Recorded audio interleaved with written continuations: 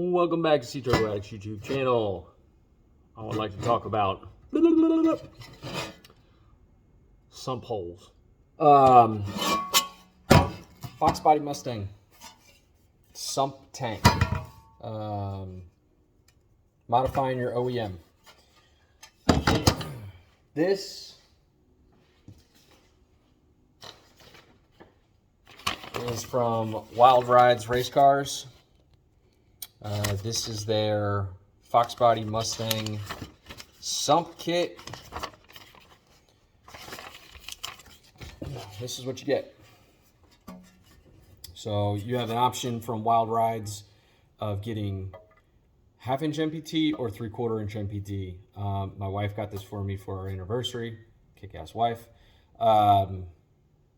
She got me 3/4 inch MPT for my Foxbody drag car build. I had looked at buying aftermarket Cobra tanks, all that kind of stuff. This is mainly a drag car, so I didn't care about it being in tank or being a loud pump or anything like that. So, and I can always go to those later. So I wanted to talk about what you get from Wild Rides and what has to be done, and I'm going to do a little series on installation of one of these.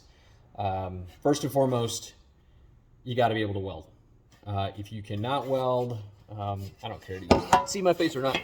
If you cannot weld, you need to take it to somebody who can.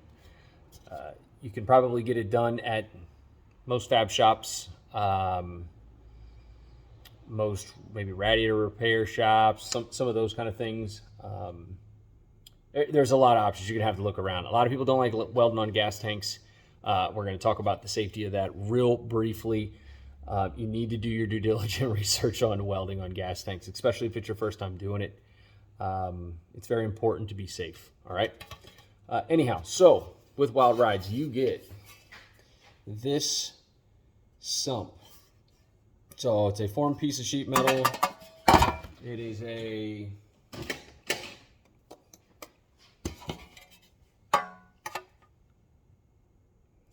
.055 thickness of sheet metal.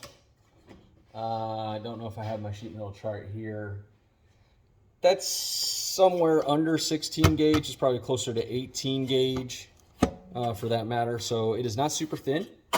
So it's got a little substance to it. It has welded corners, already pre-welded, TIG welded, and the MPT fittings are welded. They're also welded on the inside. No, they did put a weld on the inside of these little miters here, in the bends here. So that's pre-done.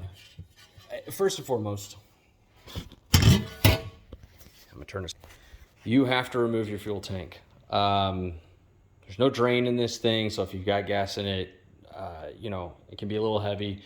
There's probably 1,000 videos on how to get a fuel tank out of a Foxbody Mustang. It's literally 2 bolts and unconnecting a clip and a couple fuel lines, and it's out. I'm not going to go over that. What I am going to go over is something that I discovered immediately with reading their instructions from Wild Rides and kind of looking at the fitment of this guy. See a bunch of lines on here that I marked out. So Wild Rides had said that, you know, you put this where you want it, essentially. Mark it out, and then drill the 5 holes underneath this. Do not cut the entire area out. Drill the holes. But I immediately noticed, and you'll kind of notice here if we're looking at this, mine's a little misshapen here. And the marker's kind of giving it away. Let me move it away from the marker. This angle was 90 degrees before. So I wanted to hammer this out, and this was the length of gap taper. It's just a little way I like to do things to kind of get me a much better fit for welding that. And you're seeing the Sharpie marker again, so let me slide it off. There, you can see how well it fits now. Same goes on this side. Here, this one's not completely done, so you can kind of see, you see that gap there? That is not marker, that is a gap underneath that thing. Is it the end of the world? No, you can get it, you can hammer it as you're putting it in. I just kind of wanted to do some pre-hammering, because once you put a weld together and join that thing, it becomes a real pain. You'll see on a couple other scenarios here. Let me look at the back of the tank. You can see that gap there. That'll pinch down.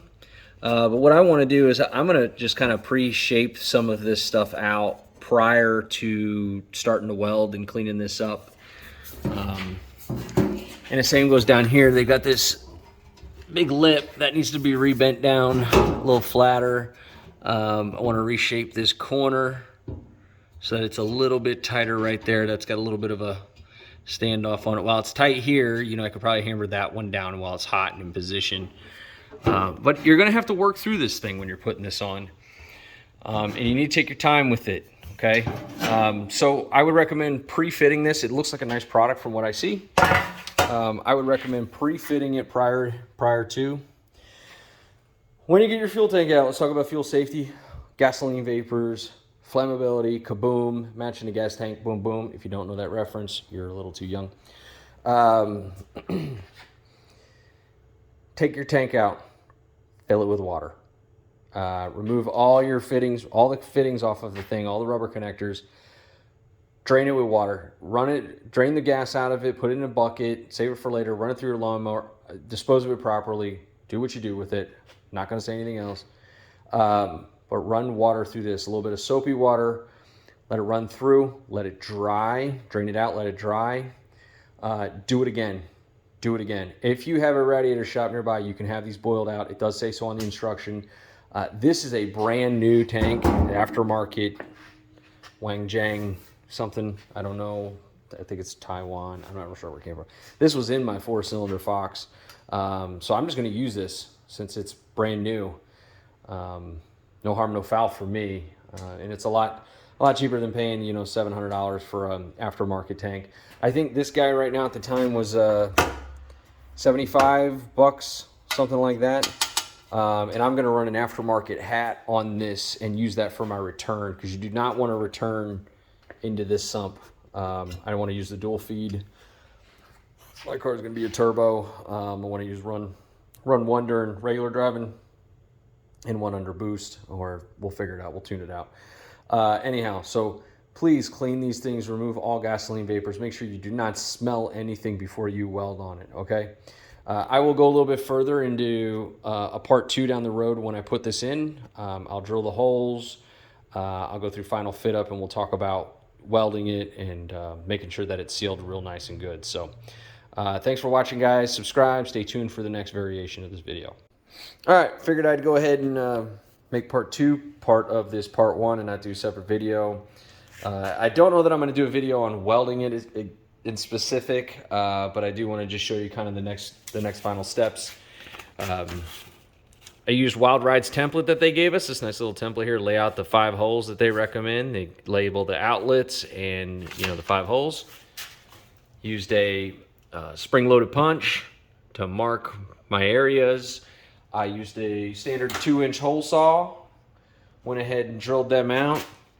Went through and deburred all the holes. You know, I don't know, I'm pretty sure if you're ready to weld, you know exactly what one of these is. This is a deburring tool for sheet metal. If not, you kind of scrape it around the edges. I don't want to gouge it again because I've already cleaned the tank. And it'll take the sharp edge off of all the holes so that you can run your fingers over it without getting cut. Anyhow, and kind of went through and did a little more fitting on this, and I think I might do just one more little round. I'm real happy with kind of where that lands right now on this side. Tightened up this bottom lip here. This side, it looks like I got a little tiny bit right there I can hammer down and kind of shape this out just a little bit better. And I also did this side here, which is, you can actually press this down. Went through and just kind of put a nice little grind on each one of these edges just to clean up the material. The last thing that I'm going to do, and I'd recommend everybody do this as well, is to just clean out the inside of this, hit it with a little Scotch-Brite pad, and then wipe the whole area down with lacquer thinner and let it dry before you weld anything. I don't think I'll do a video on welding it. Maybe I'll do one of the finished product and kind of the things I've found, but that's pretty much how you prep up your OEM tank for a Wild Ride sump. I'm pretty happy with it so far. Just don't expect it to show up and be like, oh, it fits like a glove.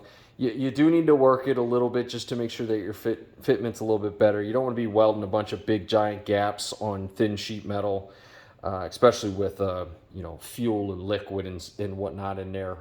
So far so good, and I will I'll post it up a little bit later, the end result and kind of what my thoughts are. So thanks, guys.